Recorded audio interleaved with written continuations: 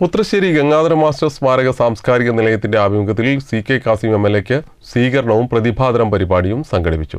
ഈ പ്രദേശത്ത് കോൺക്രീറ്റ് പാലത്തിന് സ്ഥലം ലഭ്യമാവുന്ന മുറയ്ക്ക് നിർമ്മാണ പ്രവൃത്തി ആരംഭിക്കുമെന്നും CK കാസിം ചടങ്ങിൽ പറഞ്ഞു.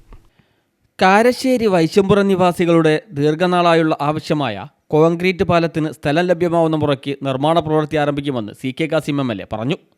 പുത്രശ്ശേരി ഗംഗാധരൻ മാസ്റ്റർ സ്മാരക സാംസ്കാരിക നിലയത്തിന്റെ MLAക്കുള്ള സ്വീകരണവും പ്രതിഭാതരവും പരിപാടിയിൽ സംസാരിക്കുകയായിരുന്നു അദ്ദേഹം. നമ്മുടെ ഒരു വിശാലതയാണ്, നിങ്ങളുടെ വിശാലതയാണ്. നിങ്ങൾ അഭിനന്ദിക്കുക.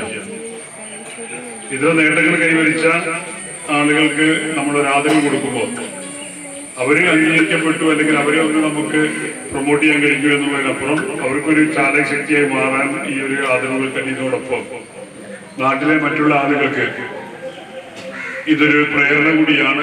അതവർക്ക് അത്തരം നേട്ടങ്ങൾ കൈവരിക്കുവാനും അത്തരത്തിലുള്ള ആദരവ് കിട്ടുവാനുമുള്ള ഒരു ആഗ്രഹം മനസ്സിൽ ജ്വലിക്കുകയും അത്തരം ആഗ്രഹങ്ങൾ ഉണ്ടാകുമ്പോൾ സ്വാഭാവികമായി അത് നേടാനുള്ള പ്രയത്നം ഉണ്ടാവുകയും ചെയ്യും.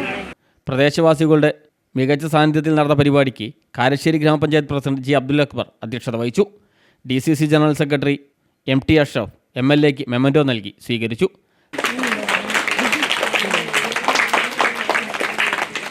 നാട്ടിലെ വിവിധ മേഖലകളിൽ ശ്രദ്ധേയരായ പ്രതിഭകളെയും ചടങ്ങിൽ ആദരിച്ചു. കൂടാതെ ജീവകാരുണ്യ മേഖലയിലുള്ളവരെയും നാട്ടിലെ പൊതുരംഗത്ത് സജീവ സാന്നിധ്യമായവരെയും മെമന്റോ നൽകി ആദരിച്ചു. മറ്റൊരു അഭിമാന താരം കൂടി നമ്മുടെ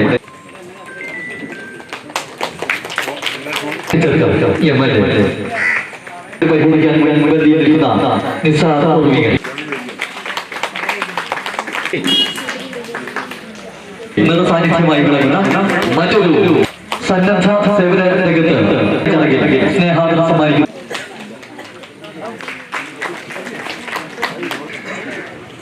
തുടർന്ന് ഷാജഹാൻ മുട്ടാത്തിന്റെ രക്ഷിതാവാണ്